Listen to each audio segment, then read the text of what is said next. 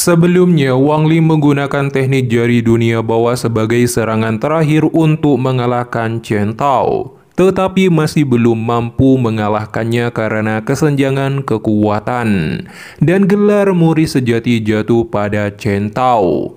Sebelum Tian Yuzi mengajak Wang Ling menuju wilayah gerbang roh iblis Laut Timur, dia melambaikan tangannya.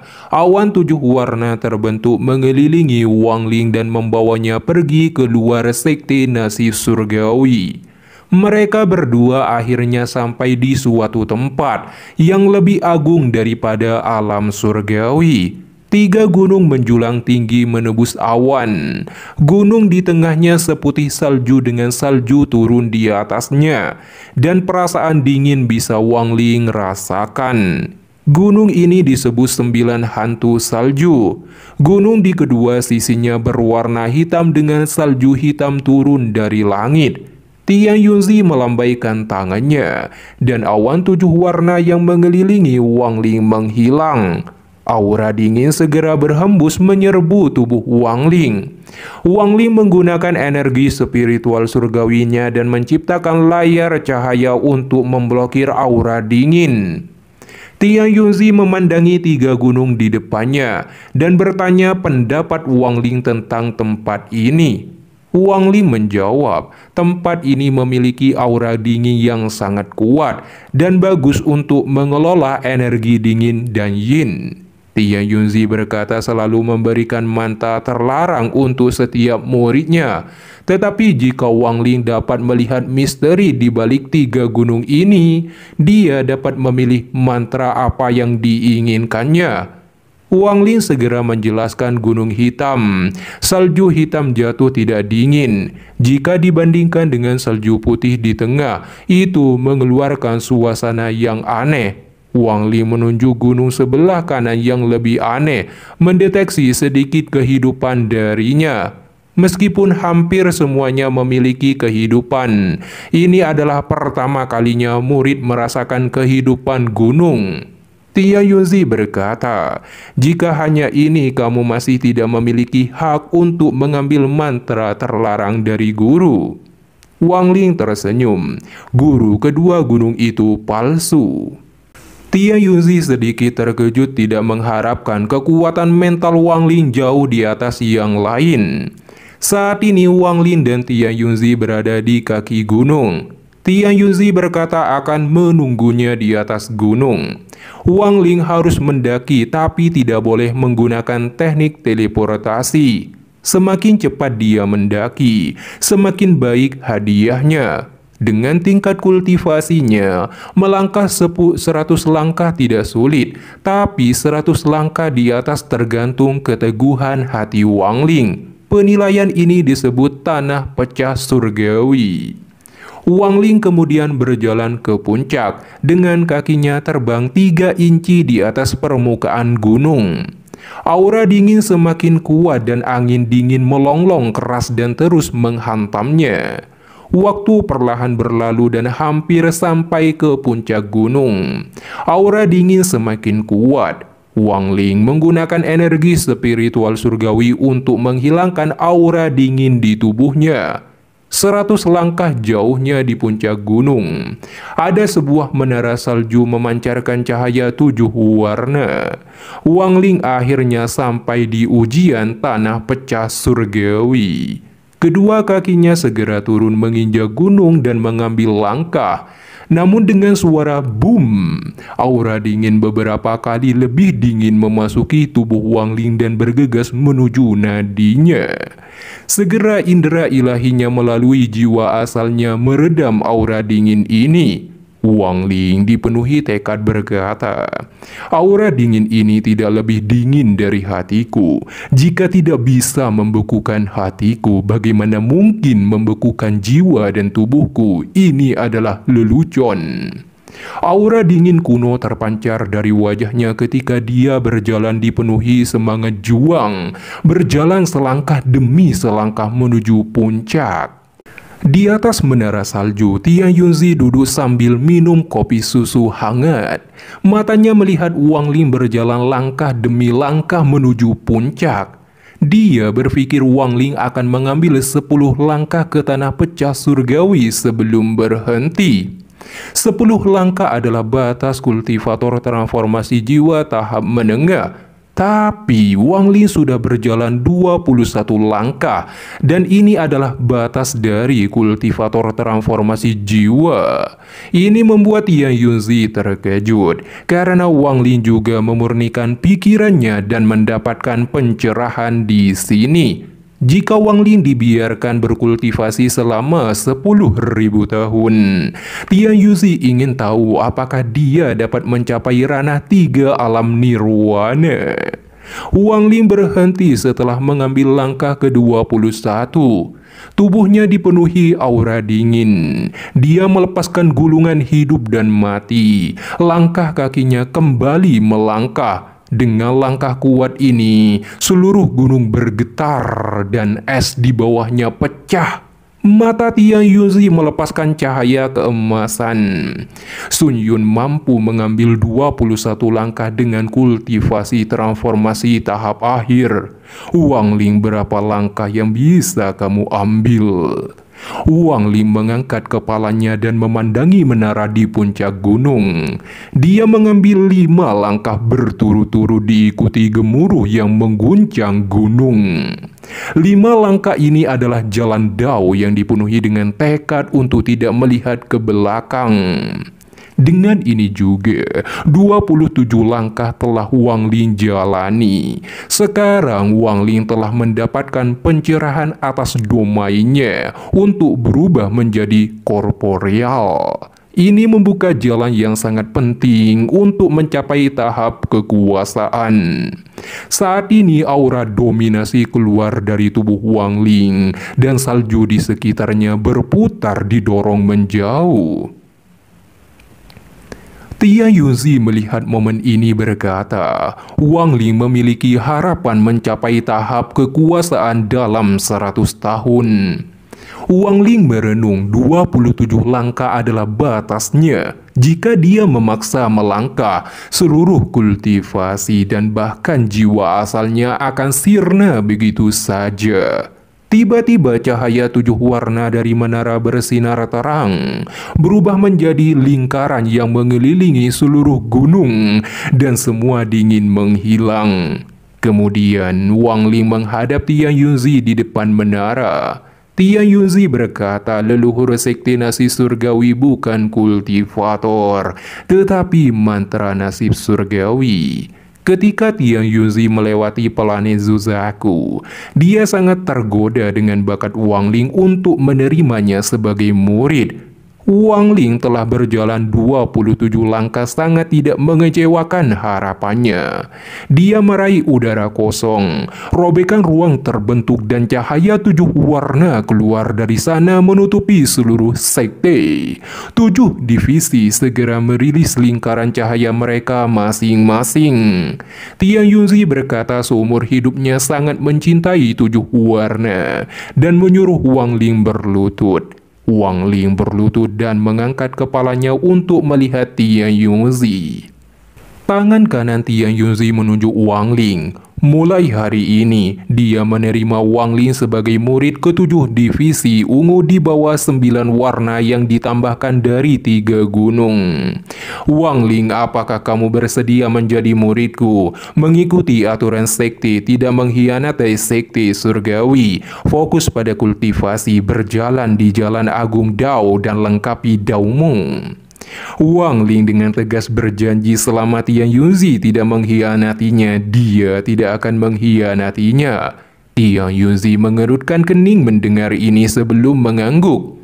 Tangan kirinya meraih retakan ruang dan mengambil sebuah tablet kayu, lalu mengukir nama Wang Ling yang telah diterima sebagai murid ke-7. Setelah itu tablet terbakar oleh api ungu yang segera terbang menuju altar. Sekarang Tian Yunzi dapat mengajari Wang Ling mantra terlarang sesuai permintaannya. Setelah merenung, Wang Ling meminta belajar mantra bertahan hidup. Tetapi Tian Yunzi tidak memilikinya dan menyuruh Wang Ling memilih 3.600 mantra sendiri saja. Dia menunjuk ke arah Wang Ling dan tubuhnya tiba-tiba berada di dunia 7 warna. Di sana Wang Ling melihat 3.600 Tian Yunzi tersebar dengan mengolah mantra mereka sendiri. Wang Ling terus berjalan untuk memilih mantra mana yang cocok untuk dirinya. Sampai pada akhirnya Wang Ling melihat Tian Yunzi berjubah abu-abu dan berbeda dari yang lain. Dia juga lebih muda dan sedang berkultivasi tanpa bergerak sedikit pun. Wang Ling merasa aneh tentangnya. Dia membentuk batasan dan ditembakkan ke arah Tian Yunzi itu, tetapi batasan hanya melewatinya. Wang Ling kemudian mengeluarkan pedang surgawi dan diayunkan. Energi pedang melesat ke arahnya, tapi tetap saja melewatinya. Segera setelah itu, niat membunuh yang kuat dan mengerikan terpancar dari Tian Yunzi berjubah abu-abu itu. Para Tian Yunzi lainnya terkejut. Mereka dengan cepat mengepung Tian Yunzi berjubah abu-abu dan secara serentak berkata segel. Segera jaring raksasa terbentuk di langit dan dibebankan pada Tian Yunzi itu untuk mengekangnya. Tian Yunzi itu berkata, "Enyahlah." Niat membunuh yang tak terbayangkan terpancar. Jaring raksasa hancur seketika, dan bahkan para Tian Yunzi lainnya segera terpukul mundur dan lari ketakutan. Wang Ling dipenuhi keterkejutan diterpa niat membunuh ini segera bercucuran keringat dingin. Tian Yunzi itu membuka matanya untuk pertama kalinya. Warna matanya abu-abu menatap tajam ke arah Wang Ling dipenuhi aura intimidasi. Jiwa asal Wang Ling langsung bergetar ketika telinganya dipenuhi dengan gemuruh. "Jangan ganggu aku." Tubuh Tian Yunzi berjubah abu-abu tiba-tiba menghilang. Kemudian Wang Ling mencarinya dan menemukannya lagi. Dia melakukan berbagai serangan terhadapnya, tapi setiap serangan hanya melewati tubuh Tian Yunzi itu sebelum menghilang. Wang Ling kembali mencarinya. Kali ini gak ketemu meski telah menggunakan indera ilahinya, sehingga membuatnya putus asa dan menyerah saja. Tetapi Tian Yunzi tiba-tiba muncul di belakang Wang Ling. "Apakah kamu murid Tian Yunzi?" Wang Ling terkejut ketika dia berbalik untuk melihat ke belakang. "Iya, itu aku." Tian Yunzi itu bertanya kenapa berada di sini. Wang Ling menjawab untuk memilih mantra terlarang. Tian Yunzi mengungkapkan ekspresi menghina mendengar ini, karena sangat jarang bagi Tian Yunzi membiarkan seseorang berada di sini. "Aku khawatir itu untukku." Dia meneliti Wang Ling dan disuruh menampilkan domainnya lalu menyerangnya. Wang Ling segera menggerakkan domain hidup dan mati, membentuk gulungan-gulungan hidup dan mati yang terbuka. Gas abu-abu membentuk naga ketika menerkam ke arah Tian Yunzi itu. Namun naga ganas langsung hancur di bawah tatapan tajam Tian Yunzi itu. Dikarenakan domain Wang Ling adalah hidup dan mati, Tian Yunzi itu berkata, alasan Tian Yunzi mengirim Wang Ling, dia ingin melihat apakah Wang Ling ditakdirkan untuk mempelajari mantra keterampilan pembantaian surgawi. Mantra ini bukanlah mantra surgawi, itu hanyalah tiruan dari mantra surgawi dari peringkat yang tidak diketahui. Taktik surgawi ini sangat cocok untuk domain hidup dan matinya. Namun sebelum dia mempelajari teknik ini, dia meminta Wang Ling berjanji untuk membiarkan musuhnya hidup. Namun apa jawaban Wang Ling sebagai raja pembantaian itu sendiri? Dia berkata, "Aku tidak akan mempelajarinya." Ketika Wang Ling berbalik, Tian Yunzi berjubah abu-abu membentuk gas abu-abu seperti pedang tajam, melesat melewati Wang Ling dengan suara nyaring dan menghantam Tian Yunzi yang mempraktikkan mantra dan menghancurkannya menjadi asap abu-abu. Setelah itu, Tian Yunzi berjubah abu-abu mengungkapkan segel yang kompleks. Dia menjelaskan segel ini dibentuk oleh seni surgawi pembantaian, menggunakan jalan pembantaian untuk mendapatkan kekuatan hidup, sehingga kehidupan mengelilingi Wang Ling. Semakin banyak segel yang dimilikinya, semakin kuat pertahanannya. Tian Yunzi itu memiliki jutaan segel ini pada dirinya. Bahkan jika planet Tian Yun meledak, dia akan baik-baik saja. Jadi dia bertanya apakah Wang Ling sungguh tidak ingin mempelajari mantra ini. Wang Ling bertanya mengapa harus mempelajarinya. Tian Yunzi itu berkata Wang Ling adalah orang keenam yang telah dikirim dan tidak menyukai nomor 7. Tetapi dia punya janji dengan Tian Yunzi. Wang Ling bertanya, apa hubunganmu dengan guruku? Tian Yunzi berjubah abu-abu menatap Wang Ling dengan dingin. Dia melambaikan tangannya dan gas abu-abu membentuk batu giok sebelum dia menghilang. Ketika Wang Ling meraih batu giok itu, dunia 7 warna menghilang. Tubuhnya kembali di depan menara 7 warna dengan Tian Yunzi di depan Wang Ling. Tian Yunzi melihat batu giok di tangan Wang Ling dan membelai jenggotnya. Seni pembantaian surgawi, bagus dan cocok untukmu. Dia juga berkata agar tidak terlalu memikirkan Tian Yunzi berjubah abu-abu, karena itu adalah jiwa asal keduanya ketika diolah di waktu mudanya. Wang Ling pura-pura lugu saat dia menganggukkan kepalanya.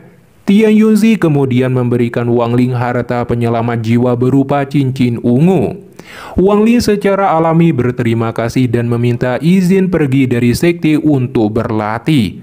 Tian Yunzi mengeluarkan token pengadilan layanan bintang dan menyuruh Wang Ling memilih negara kultivasi peringkat 5 untuk menjadi kurir.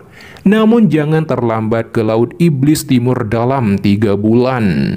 Dengan melewati divisi merah dan menggunakan token Tian Yunzi, Wang Ling meninggalkan sekte. Wang Ling bagaikan meteor terbang menuju formasi teleportasi raksasa di arah timur. Di sana ada seorang pemuda bernama Zhao Xi dari divisi hijau. Ketika Wang Ling muncul, dia menyambutnya dengan hormat.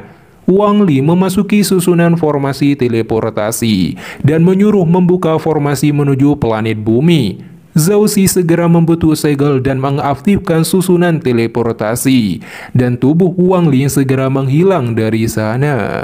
Wang Ling akhirnya muncul kembali di formasi teleportasi di sekte Suan Yuan, dan banyak orang telah menyambut kedatangannya. Su Yun San sebagai kepala sekte junior menyambut ramah kedatangan Wang Ling.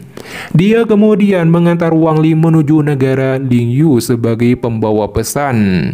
Ketika mereka berdua sampai di pusat negara tersebut secara dominasi di langit, terdapat 100 kultivator di depan menara surgawi menyambut kedatangan Wang Ling sebagai utusan. Melihat mereka semua, Su Yun San segera undur diri. Wang Ling melihat para kultivator di bawahnya, dan yang paling kuat di antara mereka adalah kultivator setengah langkah kekuasaan bernama Pak Tua Tian. Ketika Wang Ling turun dari langit, baik Pak Tua Tian dan yang lainnya segera memberi hormat. Wang Ling perlahan turun dan mendarat di depan menara. Meski sebagai pembawa pesan, Wang Ling segera menyuruh mereka semua pergi karena akan melakukan pelatihan tertutup di menara. Jadi tidak ada yang diizinkan dalam jarak 5.000 km dari menara. Para kultivator sontak terkejut mendengar ini dan segera tersebar. Wang Ling kemudian memasuki menara surgawi, mengeluarkan bendera larangan dan bendera $1 miliar jiwa.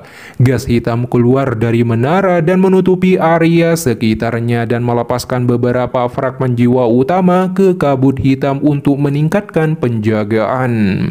Setelah itu Wang Ling mengeluarkan batu giok abu-abu. Indera ilahinya memasukinya dan mulai mempelajari dan memahami seni pembantaian surgawi. 1 bulan berlalu, Wang Ling membuka matanya. Menemukan teknik ini adalah segel kehidupan, bukan sesuatu yang dapat dengan mudah dipahami. Dengan bakat biasanya, Wang Ling hanya bisa bereksperimen dengan hati-hati untuk menguasainya secara bertahap. Selama periode ini, ada suara siulan keras seolah-olah ada banyak pedang terbang bolak-balik di daerah menara. Ada juga raungan gemuruh yang bisa mengguncang surga yang keluar dari kabut hitam. Ini membuat semua kultivator Ling Yu semakin penasaran. Akhirnya Pak Tua Tian melakukan perjalanan ke menara dan keluar dipenuhi ketakutan karena melihat hal menyeramkan. Wang Ling menghabiskan 1,5 bulan mempelajari seni pembantaian surgawi. Teknik ini bergantung pada pembantaian. Jadi semakin banyak yang terbunuh, semakin banyak anjing laut yang saling bertumpuk. Setelah segel menyatu ke titik tertentu, itu akan menjadi pertahanan terkuat di dunia. Namun seni ini sangat sulit untuk diolah dan Wang Ling belum menemukan esensi, tapi dia mendapatkan pencerahan. Jika dia ingin mengelola seni pembantaian surgawi secara intens, Wang Ling harus mulai pembantaian untuk memahaminya. Mata Wang Ling menyala ketika dia berdiri, mengambil satu langkah dan langsung keluar dari menara. Dia mengangkat tangan kanannya. Semua kabut hitam mulai mengalir ke arahnya diiringi gemuruh menyebar di langit. Dalam hampir sekejap mata, semua kabut petir hitam batasan berkumpul di tangannya dalam bentuk bola, lalu berubah menjadi bendera $1 miliar jiwa dan menyuruh semua fragmen jiwa utama kembali. Selama Wang Ling mempelajari seni pembantaian surgawi, dia juga harus memperbaiki bendera jiwa, sehingga peluang bertahan hidup di planet Tianyun meningkat. Setelah itu Wang Ling menemui Pak Tua Tian di Gunung Lima Roh dan menanyakan tempat berkumpulnya para binatang iblis. Pak Tua Tian mengeluarkan sebuah plakat giok berisi catatan 3 tempat pengumpulan binatang iblis. Ketika Wang Ling menerima plakat giok itu, tubuhnya menghilang.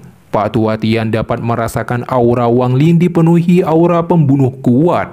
Dengan kata lain, Wang Ling akan mulai pembantaian.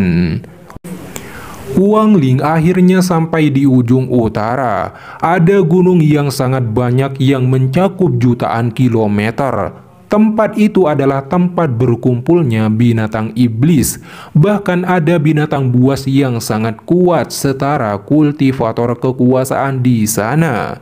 Semua murid di planet ini juga menguji diri mereka sendiri di sana.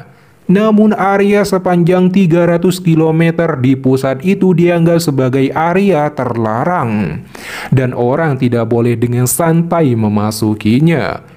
Wang Ling kemudian menggunakan teknik teleportasi dan sampai di depan tablet batu raksasa dengan ukiran merah dengan niat membunuh di sana, bumi tanah iblis utara. Ada bentangan pegunungan tak berujung membentang di belakang tablet batu. Tidak ada jalan, tanah ditutupi dedaunan, udaranya dipenuhi bau busuk dan aura menindas menyebar di seluruh area tersebut.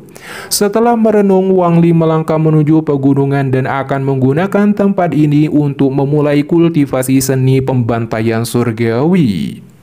Namun langkah Wang Ling segera terhenti ketika melihat 4 sinar membawa energi pedang melesat turun. Dia segera bersembunyi di balik kabut, melihat 3 laki-laki tampan dan 2 perempuan cantik bergaun merah. Satu pria bernama Senior Gao dari Sekte Pedang Dahulu. Salah satu wanita bernama Qin Qian. Tujuan mereka adalah menemukan harta buah emas cemerlang dengan Qian Qian sebagai pemandu mereka.